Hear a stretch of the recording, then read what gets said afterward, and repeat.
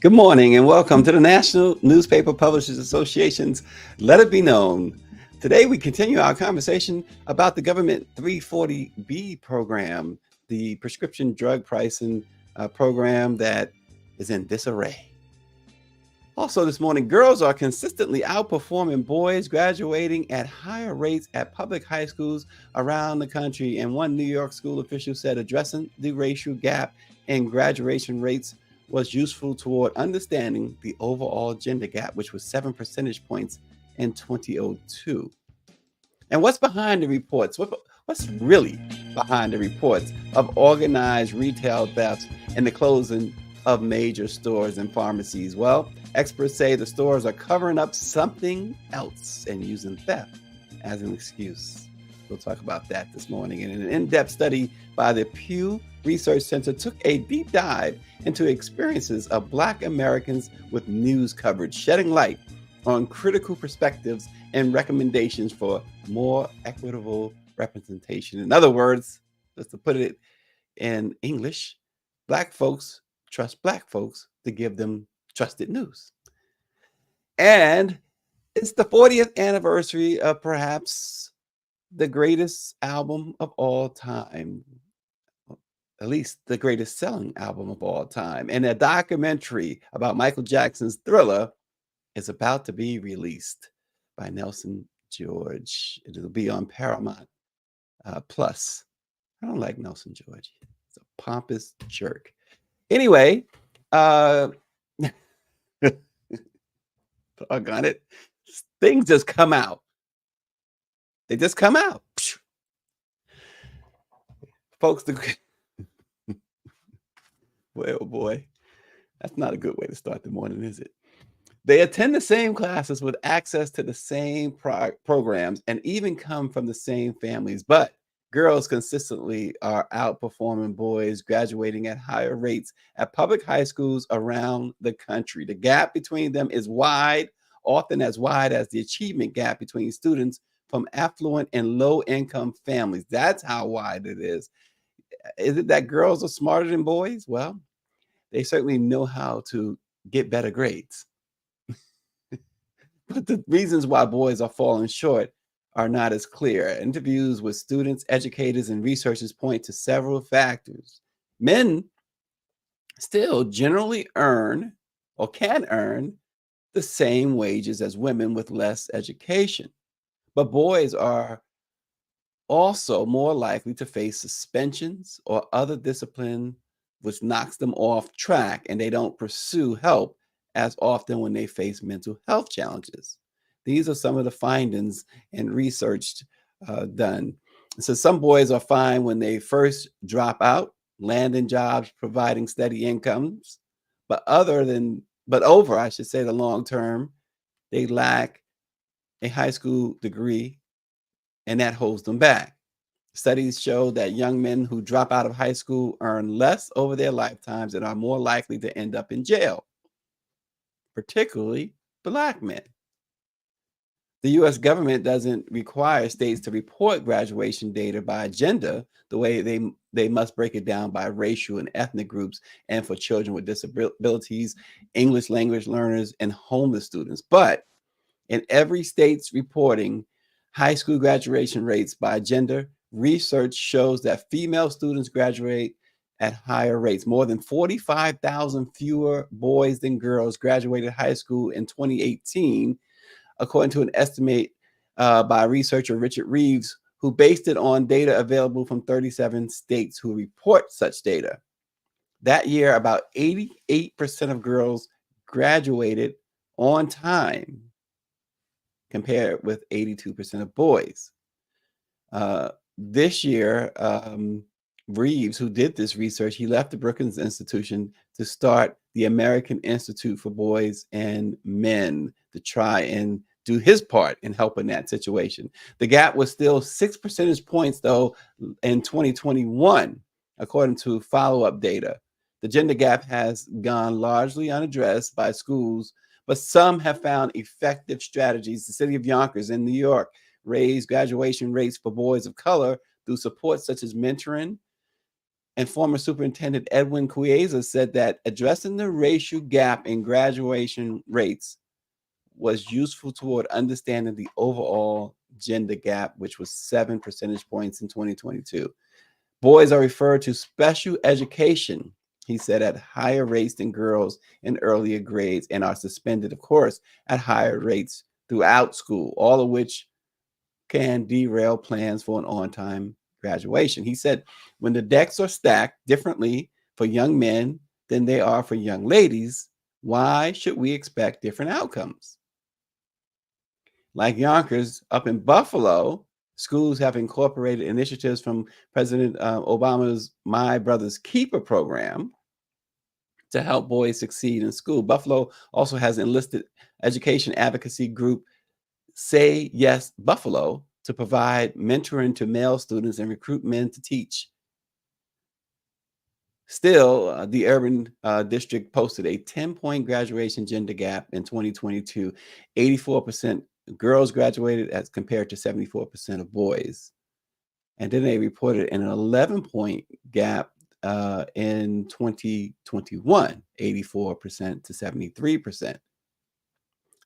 The school spokesman, Richard Hammond, he said that girls nationally succeed in school over boys because they are more apt to plan ahead, set academic goals, and put forth effort in achieving these goals. Plus, he said girls receive fewer school suspensions, showing they are generally more likely to follow the rules and receive more close instruction from teachers. Well, this is where I kind of digress from what he's saying. I mean, he's the educator, but when he says girls are more apt to follow rules, I don't disagree with that necessarily.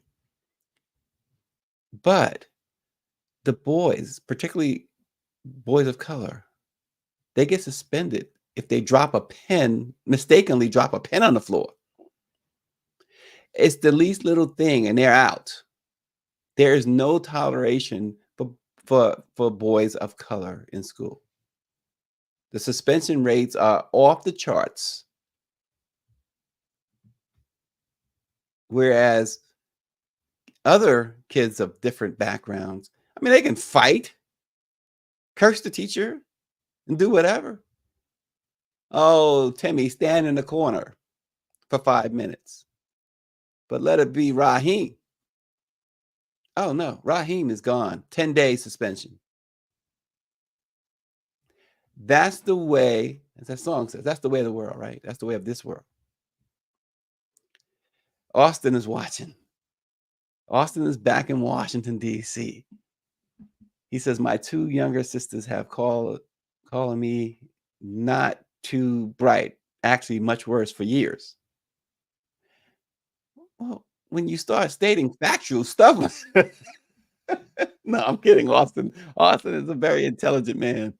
Power 96 says we need his help in New Orleans. The graduate rate in the parish is horrible, or they will graduate without being able to read on a 12th grade level. And that is so true of so many.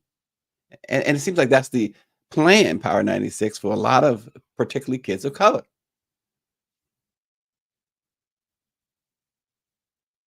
And Michelle Madison remembers a guest we had on our show who runs a successful boys academy in Baltimore, Edwin Advent. Yes, Michelle. Yeah, and apparently, so Obama's My Brother's Keepers program, and I believe, Michelle, if I'm remembering that the way you are remembering it, I believe that they also benefited from Obama's My Brother's Keeper program there in Baltimore.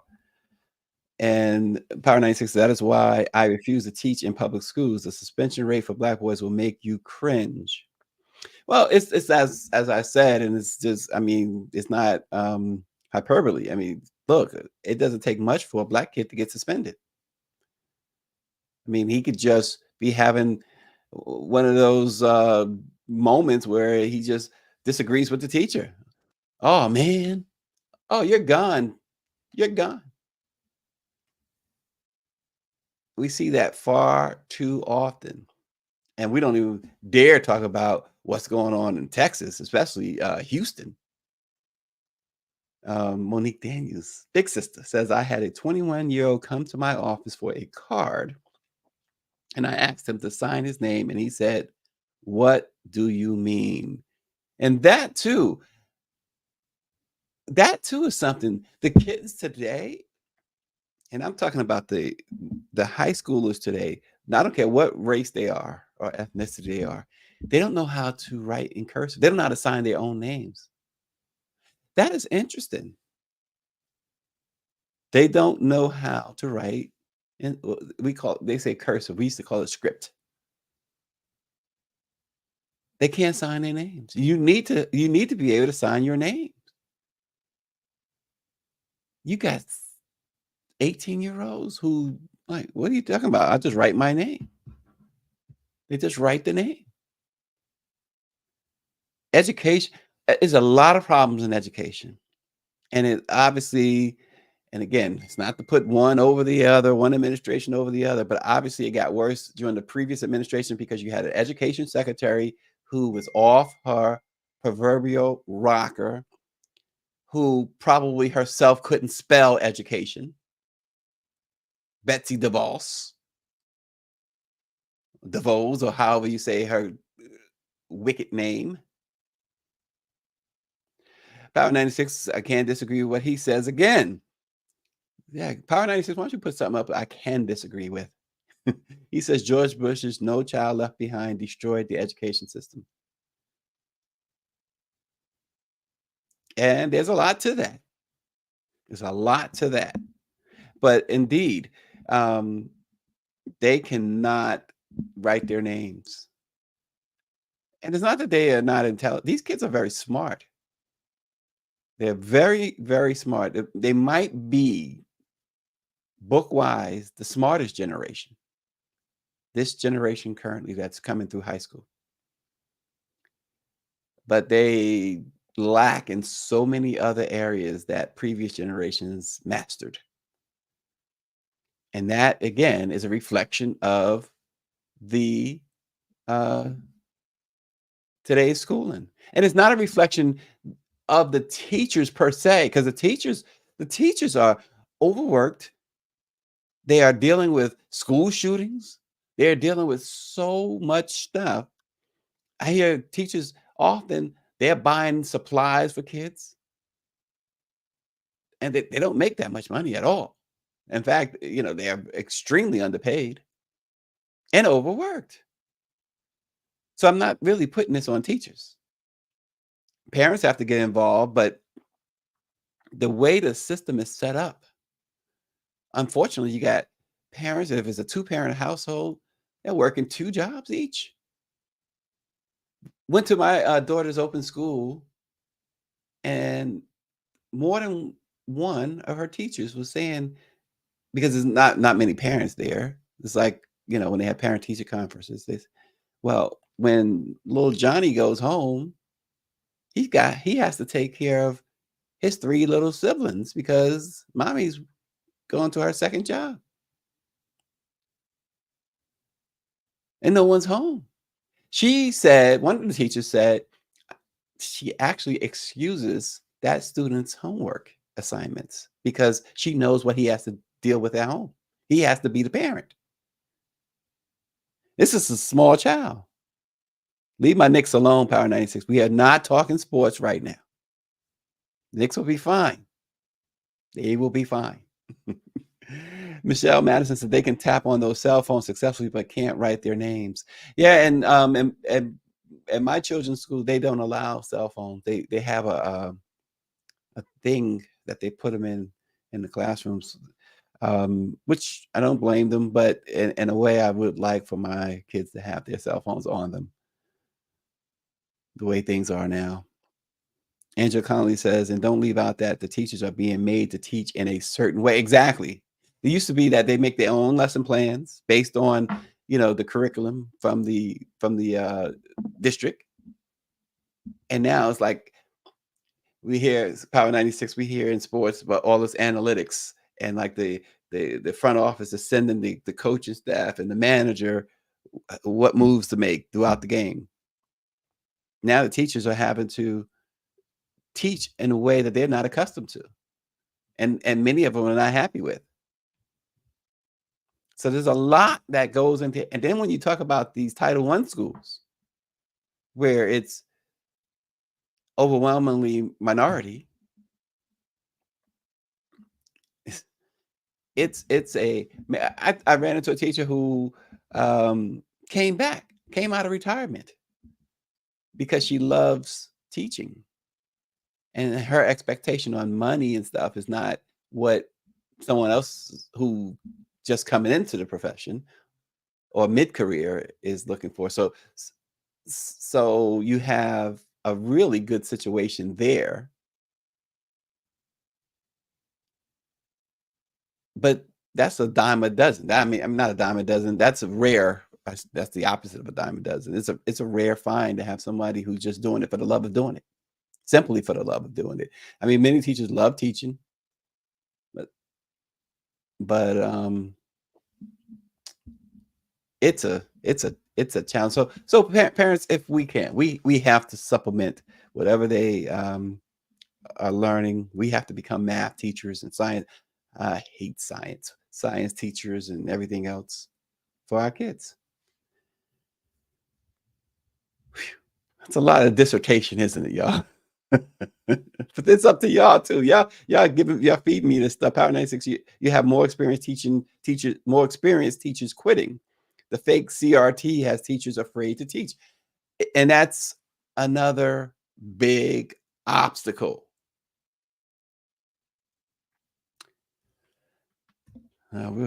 Wow. It's just a shame. It's a shame. I said this before. Y'all remember that song, These Children Are Our Future? What in the world? These powers that be today do not care about children. They don't care about children. They don't care about elderly. And I dare anybody to challenge me on that, because I will just point you to policy. Michelle Madison found a way around the cell phone rule. She says her grandchildren have phone watches. They can carry them in the elementary school, but have to keep the setting on vibrate. Well, there you go. The grandkids got Apple watches.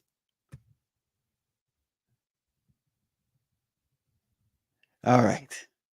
Organized retail crime. Yeah, y'all see it all the time, right? The smash and grab, the mob, whatever. We've seen the images, and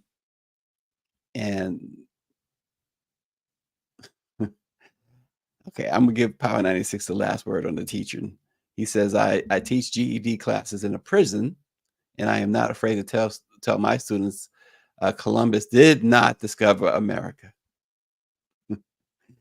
But organized retail crime remains a serious problem, according to retailers across the country and around the world. Even earlier this month, California Governor Gavin Newsom announced that the state would make the largest ever single investment to combat organized retail crime, totaling more than, he says, $267 million. The funding provides an opportunity to hire more police, of course, make more arrests, and secure more felony charges against suspects. Also, 10 appointments have been made to recently created statewide Texas Organized Retail Theft Task Force, which will study the impact of organized retail crime in Texas and provide recommendations to address the problem. Donald Trump said that if he is president again, he's just going to order folks shot who commit retail theft. So his mind, if you steal from a store, you should be shot. But you can commit and be charged with 91 felony counts,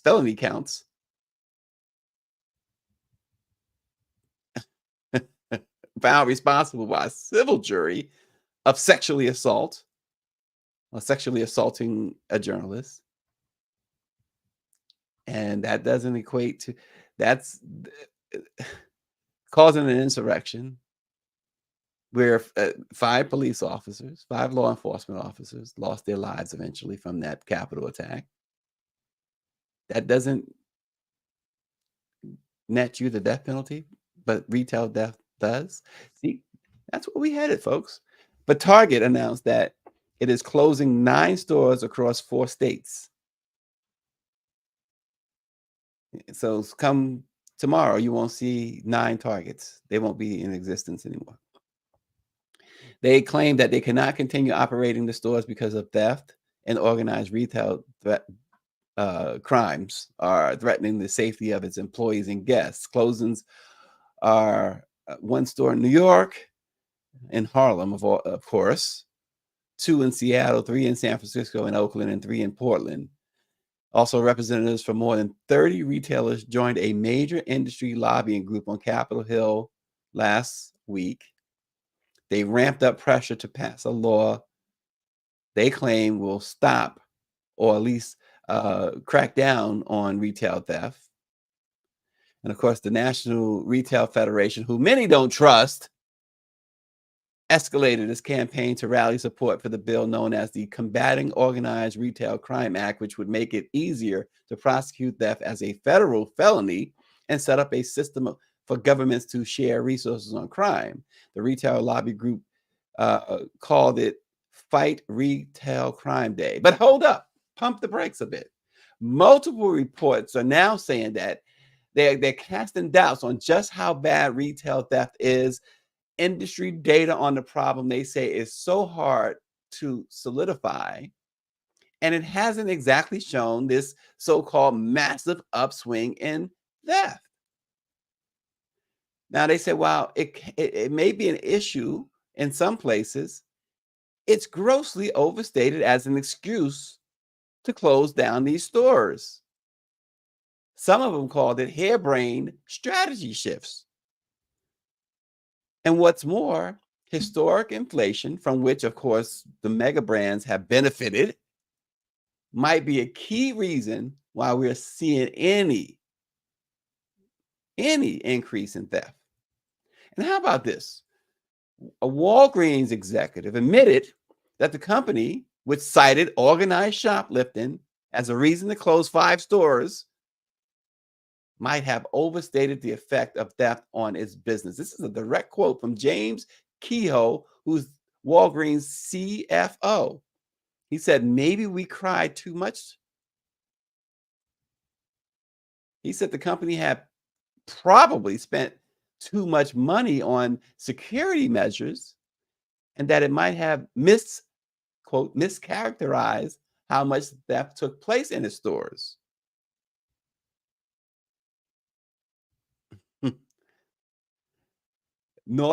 So Target closing up stores, like I said, one of the stores in Harlem. Nordstrom has shut down stores in downtown San Francisco. Now they're citing the city's quote unquote changing dynamics. Whole Foods also closed its downtown store in San Francisco. Old Navy shut down its flagship store also on Market Street.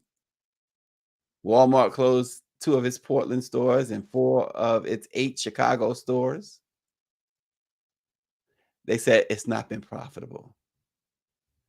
So we're starting to see all these different reasons, but more importantly, they are using this organized retail theft as an excuse.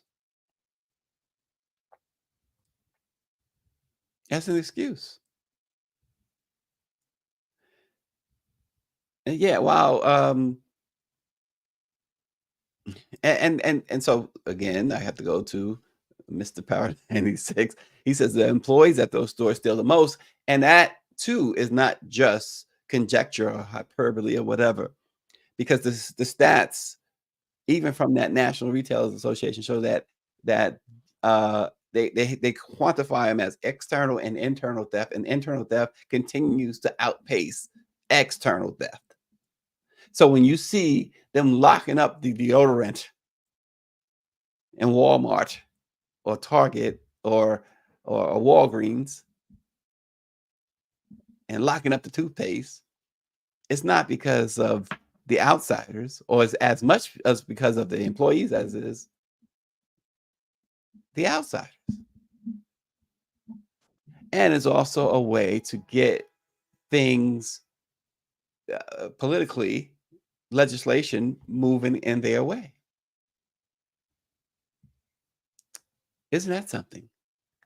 Isn't that something? So there's always more to the story. And we always are happy to bring you that more to that story. And speaking of bringing stories, an in-depth study by the Pew Research Center in Washington, D.C., took a deep dive into the experiences of Black Americans when it comes to news coverage. They attempted to shed light on critical perspectives and recommendations for more equitable representation. Essentially, folks, to break it down more specifically, they said, look, Black people, this is what we've been telling them. They took a study, but we've been telling them forever. Black folks, read the Black press. This survey involved almost 5,000 Black adults. It had offered an extensive and comprehensive insight into their attitudes, habits, and experiences with news and information. The findings show a stark divide in how Black individuals perceive news coverage of their community. You know, they always, what the guy, hide your wife, they show people like that. They love that, right? When they come in, when news cameras and stuff come into the community. They like to show little Pookie, having his bucket of chicken and mispronouncing everything like I do and showing the worst of the worst. When we walk through our communities, yeah, we see some things that we're not too proud of, but we also see things that we are extremely proud of, and they never bring that to you. This is what that research is bringing out. Here, one person in the survey said they overemphasize the bad, talking about mainstream media, and not some of the good things that are happening in the community. Or if they do talk about the good things, it's just a blurb, and they want to focus on the one thing that was just terrible. That's a quote from someone in the survey. Almost 2/3, 63%, believe that news about Black people is often portrayed in a negative light compared to other racial and ethnic groups. Further, a significant 57% feel that the news only focuses on specific segments of the Black community, while just 9% believe it covers a diverse range of individuals. Half of the respondents in the survey expressed dissatisfaction with the coverage, asserting that it often needs vital information, whereas only 9% believe it provides a comprehensive picture. Disturbingly, 43% said that the coverage tends to stereotype Black individuals. And those critical views, it transcended age, gender, and political affiliations and painted a consistent picture of discontent in the Black community with mainstream news. 39% of Black Americans frequently encounter news that is racist or racially insensitive towards their community, while an additional 41% report occasional exposure. They also, that survey also, and here's what hits one of those things that hits home, is that Black Americans say they don't see, of course, in mainstream media enough of people who look like them. And they trust,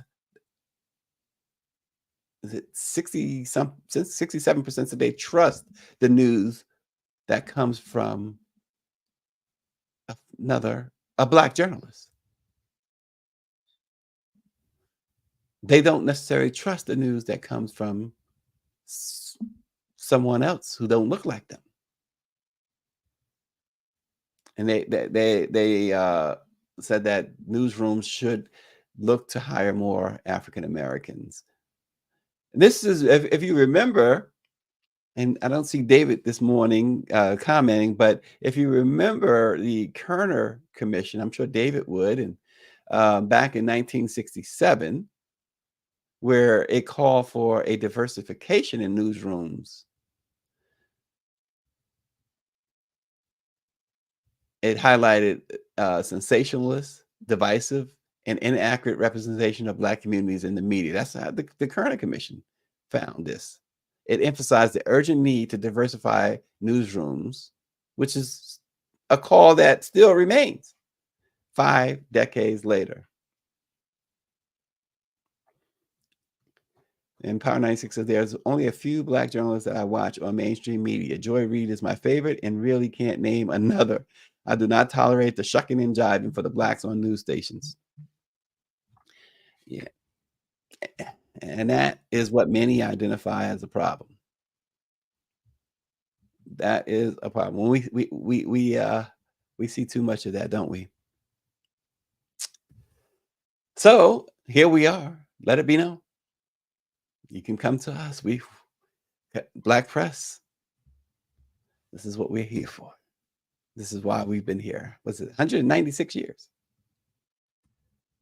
And that was the genesis of the Black press, right? 1827, when those two brave men launched Freedom's Journal in New York, and they said, "We wish to plead our own cause. For too long, others have spoken for us." And that's what we're still doing 196 years later, pleading our own cause. We're almost 200 years old. That should be a grand celebration. I'm telling you, the 200th anniversary of the Black press, I want to see everybody out celebrating that. The president, I don't want to see no video congratulations, in-person congratulations. Senators, congressmen, mayors, state reps, everybody. Jay-Z better be there, supporting all of these white institutions, white media institutions. All y'all better be there, calling you out. Obama, another one, supports all the white institutions. How about Black institutions, Black media, Black press in particular? Y'all all better show up. There we go. Nelson, that's a cue, y'all. It's a cue on both fronts. Cut it and play Michael Jackson. Nelson George's documentary about Michael Jackson's Thriller album has a home and a release date. Yeah. So Thriller did so much. It changed music as we knew it. And it changed music forever. And it changed Michael Jackson forever, for better and for worse. How did it change for better and worse? I'll get to that in a moment. But Nelson George's documentary is going to be released on December 2nd. Showtime and Paramount Plus will be the home for it. And there's a 2-minute trailer. Thriller 40 tells the story behind the 1982 album. It was released in November 30th, I believe it was the date, in 1982. It caused a cultural shift in music history. Journalist Steve Ivory, who actually was the head of the Jackson 5 fan club at one point in his life, sums up the impact at the beginning of the trailer. He says there are two things in the music business: before Thriller and after Thriller.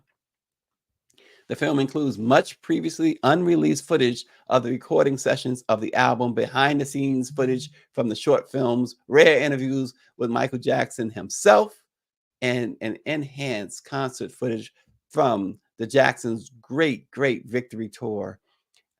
I know that tour had a lot of issues in the beginning, as far as getting it off the ground. And it was phenomenal. It was absolutely. I always say, I've always said this. I will. And nothing has ever changed me on this. A Michael Jackson concert was one of the greatest concerts you could ever go to. But a Michael Jackson concert with his brothers, it was another level. Another level. The Jacksons on the stage, nothing compared to those brothers hitting that stage together. Maybe it was the way they always arrived on that stage in some, pomp and circumstance way. But the chemistry, even though there was so much tension between Michael and Jermaine in particular, and then later Jermaine and Randy, they were phenomenal to see. And the victory tour, and so I'm glad that they're including the victory tour in this. And because most people have not seen the victory tour. They kept it on these grainy footages for years and years from the victory tour at USC. But I saw it live and in person, and it was just the greatest show. The film will also include exclusive interviews with artists like Usher, Maxwell, Mary J. Blige, Mark Ronson, Misty Copeland, and will.i.am, and also some of Michael's collaborators on the album, including the Thriller video director John Landis. Jackson's estate and Sony Music Entertainment first announced a documentary with Nelson George as director in October 2022 as part of the 40th anniversary commemoration of the album. It follows two documentaries from Spike Lee, which chronicles Michael's two other collaborations with producer Quincy Jones, 2012's Bad 25, and 2016's Michael Jackson's journey from Motown to Off the Wall, the latter of which also premiered on Showtime. Thriller is the biggest selling solo studio album of all time at 34 times platinum in the US alone. That means 34 million copies sold in the US alone. It sold over 100 million worldwide. The album included 7 top 10 singles on the Billboard Hot 100 charts. Of course, Beat It, Billie Jean, Human Nature, and of course, Thriller. It earned Michael 8 Grammy Awards in 1984. And then his short films, Billie Jean, Beat It, and Thriller, helped kick off a music video revolution. So Thriller was certainly the best thing career-wise that happened to Michael Jackson. And I call it also the worst thing because I think he spent his life after Thriller chasing Thriller. There's only one masterpiece. I don't know of an artist. Can y'all name an artist? I'm talking about in anything, whether it's Van Gogh, whether it's in, sports, whatever, that has made more than one masterpiece. I mean, true masterpiece. And he kept chasing it. And I know folks will blame his drug problems on the fire, his hair, whatever. I just think that he spiraled trying to chase Thriller the rest of his career. And then with all his trials, his music became so angry because of the trials and angry because he could not replicate Thriller. And I think that more than anything else, they can say what they want, more than anything else led to his early demise. The stress that he put on himself. People say, oh, the media. No, he loved the media attention. He loved the media attention, good and bad. The only time he did not love the media attention is when the media began to cover his trials and the allegations that came up against him. Outside of that, he craved media attention. He said he doesn't care. He himself didn't care if they were writing something negative or positive. As long as they're talking about you, they won't forget you. Those were his things. Austin says Off the Wall was at the top of the charts when he went to college in 79, and Thriller was when he graduated in May of 83. He calls Michael the King of Pop. Nobody can argue with that title. Liz Taylor said it was limiting, that he was the king of pop, rock, and soul. But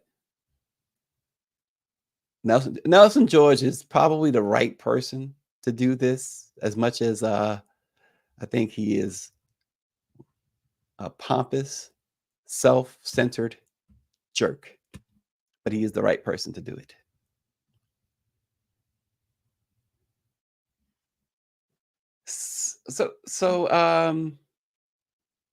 What happened to Deion Sanders over the weekend? What happened to that? What happened to all this mystique? This I'm got my dark shades on and my hat, and I'm going to shove it down your throats. They're 4-4 now. They've lost 4 of the last 5 games. And his son, poor Shadur, no offensive line whatsoever. They had to give him, reportedly gave him a painkiller shot because he was getting hit left and right and sacked left and right. But folks are now singing a different tune. They are now coming for Dion. And, you talk the talk. You gotta be now he's saying, give us some time, give us some time, meaning, a couple of years or so. I don't know. I don't know. Where's Cheryl Smith? Because Cheryl's one of Dion's biggest supporters, and she should be here now to defend him. But how do you defend Dion right now? I mean, he built them up, and this is what they're saying. So Power 96 says, say it ain't so. Trouble in Lily White, Colorado. The grass ain't green on the other side. Yeah, it's a lot going on there. A lot going on in Colorado now. A lot of negative vibes. They're coming at you, Dion. They're coming for Dion Sanders. You got to perform. You got your team that see this is the problem when a coach when a coach is the brash one, when a coach is the one who's outspoken and back in 1986 in the spring training before the season started, Mets manager Davey Johnson said, "We're not going to win. We're going to dominate." His players, he had to figure that his players were going to back him up. And that put a huge target on their backs. And during the 86 season, and I was at Shea Stadium in New York, the Mets home at the time, for just about every game in 1986, because I worked there. And all year long, they got into fights. It's rare to see a baseball fight, a sports fight, unless it's hockey. They got into at least 8 brawls that year. The manager set the tone by saying, "We're not going to just win, we're going to dominate." And guess what? They dominated and ultimately won the World Series that year. So Dion, with his brash talk, needed to be able to back it up.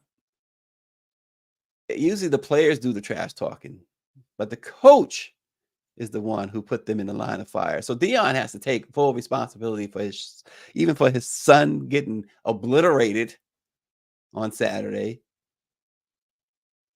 and even for that late unsportsmanlike hit on his um, wide receiver back in week 2, I think it was, that put him in the hospital. Teams don't take too kindly when the head coach is the brash one and the one saying what we're going to do to you. No, Muhammad Ali talked trash, but it was just up to Muhammad Ali to back it up, and it was okay. Dion talking trash and don't have the personnel to back him up, and now he's in a spot. Now he's in a spot, and if this continues, I guarantee you, if this season continues to go south, I guarantee you're going to start hearing rumblings about Colorado made a mistake in hiring him. Not because he's not good at coaching. He's already proven he's a good coach. But I guarantee you, because you can't be a big mouth and not be able to back it up.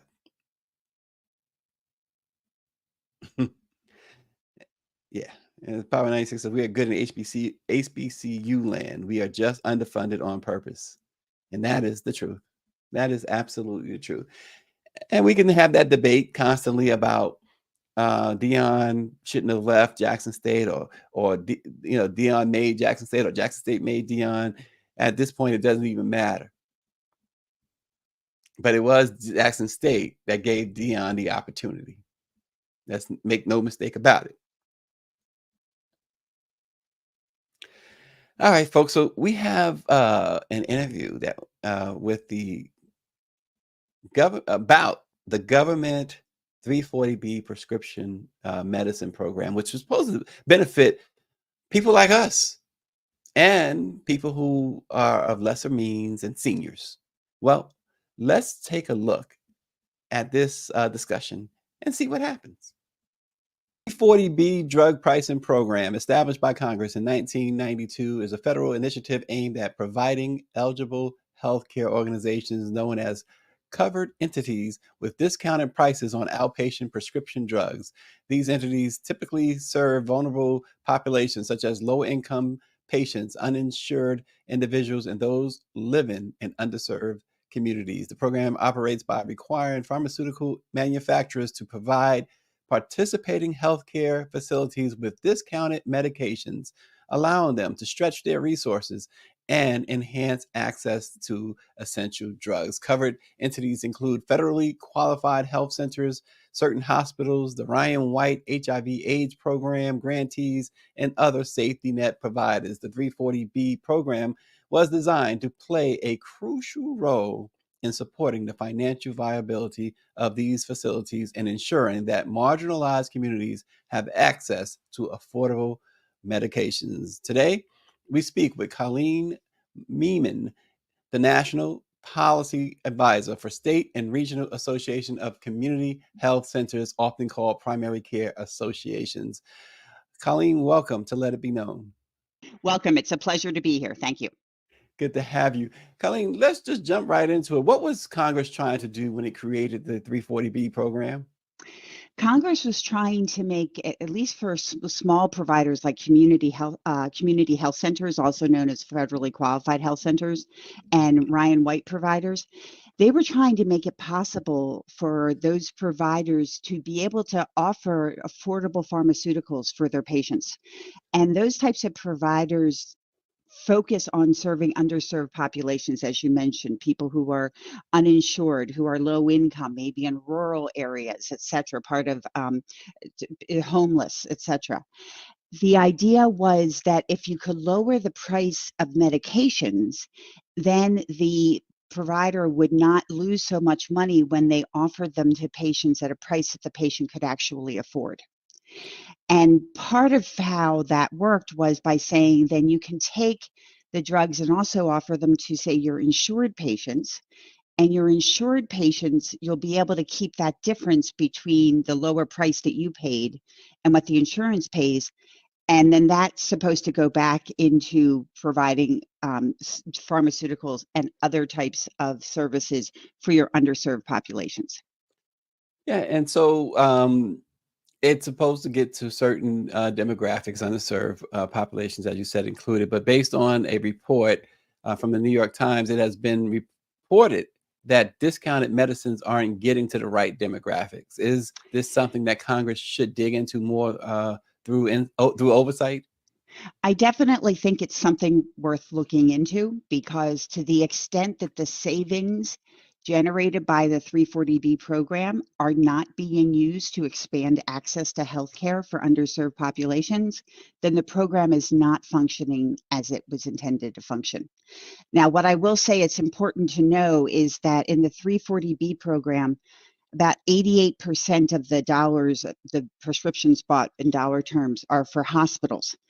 There's also the small group of what we call loosely the grantees, which are 12%. They are the community health centers, the Ryan Whites, hemophilia, STD clinics, family planning clinics.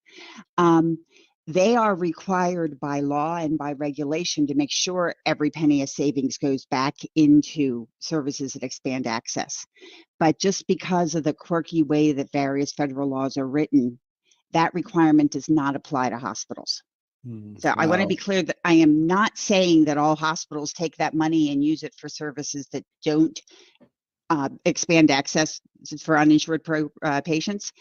But what I'm saying is there is no federal law or regulation that makes that a requirement for hospitals the way there is for the grantees, the small providers. Got it. And so when a program isn't working, Colleen, or can work better, what should Mm. community health organizations do, especially if it's unlikely a new law can be passed soon or this year anyway? Well, for community health organizations, you just keep showing up and doing what your job is, and you do it to the best of your ability. And that job is taking care of underserved patients, making sure that everybody can afford the medical care, and that includes the pharmaceuticals that they need, that nobody walks away not getting something because they can't afford it or because they live in too remote of an area. You keep abiding by the law and by the regulations that are in place. You jerry rig things. I joke that community health centers sometimes, you have to hold things together with duct tape and chewing gum, but you do what you need to do to keep caring for your patients. And you keep working to try to get the protections in place to make the program function better. Because, there's concerns about 340B also for the providers as well, not just about the savings. Yeah, Mhm. absolutely. And are you advocating, Colleen, that healthcare organizations that have a long-standing relationship in communities and Mhm. work with the manufacturers be contracted out by HHS or the pharmacies directly to assist with education and awareness? Can you tell us about your relationship with the manufacturers and how that could be a model for the pharmacies and hospitals? Sure. Well, for community health centers, most of the time when we get drugs through for our manufacturers, we go through wholesalers. So there's it's the whole drug supply payment just chain in the United States is extremely complicated. I've been studying this intensely for about 8 years, and I don't pretend to understand all of it yet. But there's the drug manufacturers, and then the drugs get down to the wholesalers, and then the wholesalers distribute them directly to us. And there's lots of opportunities in there for either a group who is concerned about how 340B is running to try to interfere, and also for us to have some involvement. I can tell you the National Association of Community Health Centers has been working with the PhRMA, the Trade Association for Pharmaceutical Manufacturers, to try to find some solutions to the 340B problem.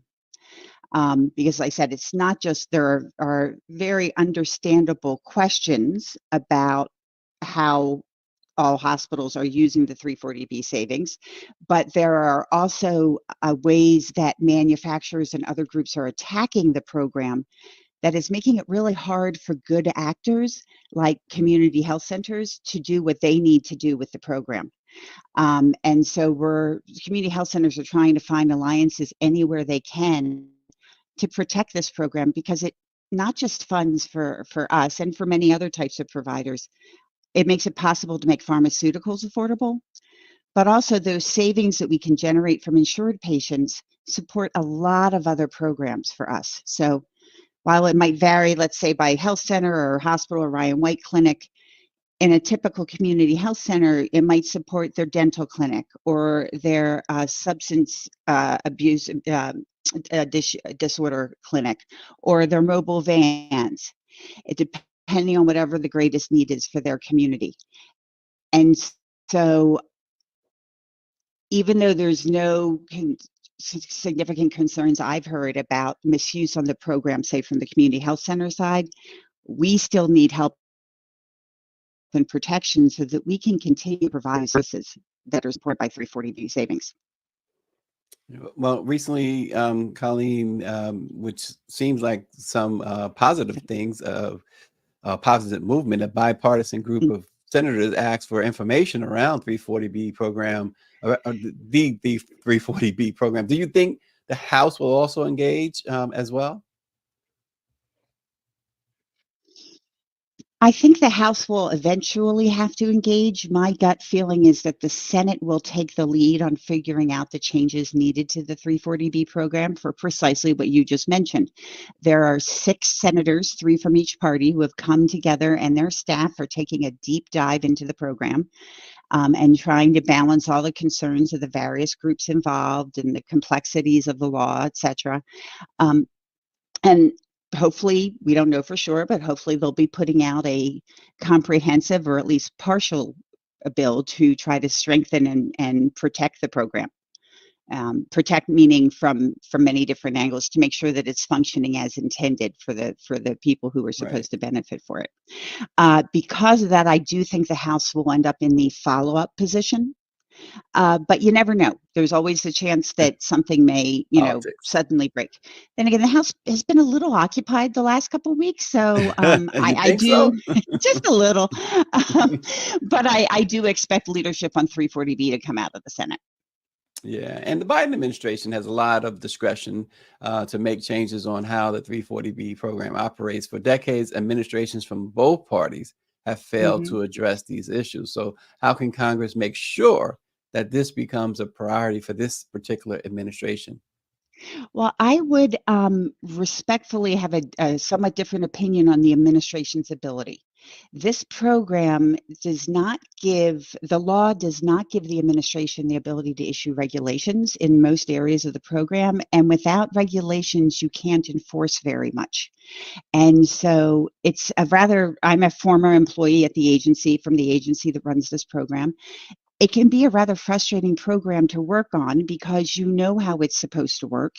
You Mhm. know how you want it to work in the public interest, in the interest of underserved programs, underserved populations, but you don't necessarily have the tools that you need to be able to make it happen that way. So that's why all eyes are really on Congress and also to some degree on the states, because state governments are increasingly getting frustrated by the inaction at the federal level Right. and looking to make changes there because they don't want to keep waiting for changes at the federal level. Well, Yeah. Congress, they did create a negotiation process in Medicare in order to make medicines cheaper for seniors. So, why should hospitals and pharmacies be able to avoid passing those costs on to the community when manufacturers are selling drugs directly to them?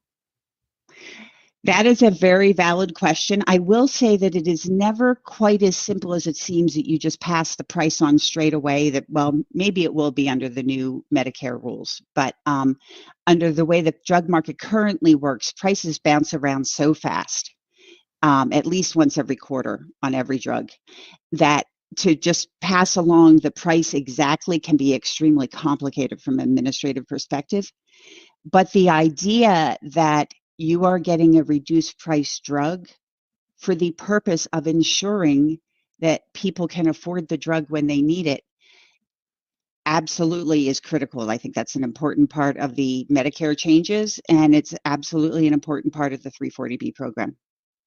Yeah, and just to go over this briefly again before we close, what is a couple of questions? What Mhm. measures are in place to ensure transparency and accountability in the administration of the 340B program, particularly regarding the drug pricing and distribution? There are some in place in terms of there's very strict registration rules about which providers are able to get 340B drugs. Very strict rules around, having to recertify for that every year. Uh, the the requirements around describing what you do from the savings actually tend to come from other programs not directly related to 340B. So, for instance, community health centers, my area of expertise, we do a lot of reporting to the agency that oversees, or the bureau that oversees, the community health center program. So it could be argued by, and is argued by many people, that there is not enough transparency in the program, and so that it's hard to see where some of these funds are going. And so if you bring in, say, $500,000 in 340B savings, how do you really know that that's going to benefit underserved populations? One Mhm. piece I do want to emphasize too is that those savings are not just to make pharmaceuticals accessible. They can be for other services. Like I mentioned, your mobile van, your substance use disorder clinic, whatever it is. But there are definite concerns about a lack of clarity among some types of providers about what is done with those savings. And Colleen, I know there's efforts to expand the reach of the 340B program. Can you talk about perhaps, again, talk about one, maybe even two of the efforts that you could see prevailing eventually that will, for additional care providers or populations who may benefit from its services? You do hear that occasionally. I'm hearing it less nowadays than I used to, just because there's so much concern about the program already as it is. But Hmm. for instance, Congress is regularly creating some new designation for rural providers, because rural hospitals are struggling so badly right now. And so, for instance, they just created a rural emergency hospital designation, and there's interest in getting them approved for 340B. I would contend that critical access hospitals, which are in rural areas, and they're the lifeline in many rural areas, 340B is essential to keeping their doors open. So I would expect any other variation on outpatient providers in the rural area to be something where people are pushing for 340B to be made eligible for that. And finally, again, to reiterate, how does the 343 program intersect with other healthcare initiatives or programs, and are there synergies that could be leveraged to enhance its impact on patient care and outcomes? Absolutely. The types of providers that are eligible for 340B are eligible because they have been proven to serve a disproportionate share of underserved populations. So if it's hospitals, they serve a disproportionate share is the term of art for hospitals, or they're in rural areas, or in the case of community health centers, they specifically target medically underserved areas or medically underserved populations. As a result, those payers or those providers tend to get other types of supports from the federal government, whether it's disproportionate share payments for the hospitals, or a lot of community health centers get grants. And so you can layer those two programs together. To say in the health center world, you put the grant program on top of the 340B program, and that's actually where the requirement to use all the savings comes from. Is actually from the grant rules. It says all 340B savings have to be used to expand access. There's also some overlap with the Medicaid program, because Medicaid also gets rebates on drugs. But if a 340B provider provides a drug to a Medicaid patient, then there's a discussion between the state Medicaid agency and the provider, which of those groups gets to keep the savings. Mhm. So there's definitely 340B for a long time was kind of a little outside program. I remember in the late 90s, it was like 6 people buried somewhere in HHS. It is now a $44 billion drug sales program. And so it is really woven into the fabric of what keeps many of these safety net providers afloat and keeps their doors open. And so it is inextricably woven in with all of those other programs at this point. Wow. And how can folks find out more information about the 340B program? You kind of have to be careful where you go out there, because it's a very complex program, and I do find that not all the information I see online is accurate. And I'm not claiming that it's an intentional Right. misportrayal. I'm claiming that it's a lack of understanding of the program. I honestly would start with the federal webpage, which is I would literally Google HHS, Health and Human Services 340B, or even HRSA, that's the Health Resources and Services Administration. They oversee the 340B program. And I would start there, because that's just very factual. Right. And then start out and branch out from there. But please know that this has become a very political topic, unfortunately, in the last couple of years. And so there are a lot of people with their talking points out there right now, who are not necessarily giving the whole story of what's going on. And so that's why I would recommend starting from the federal website and working your way out. Well, thanks for those disclaimers too, because that is very much important in this age of misinformation and disinformation. So we appreciate that. Colleen is the National Policy Advisor for State and Regional Associations of Community Health Centers. We appreciate you coming on the Black Press's Let It Be Known. Thanks so much. Absolutely. It's a pleasure to be here. Yeah, that 340B program is something to watch. We'll see where the savings go eventually. We know where they're supposed to go. So we'll see. We'll keep an eye on that. And we thank you all for staying with us this morning and watching Let It Be Known. We'll see you again tomorrow.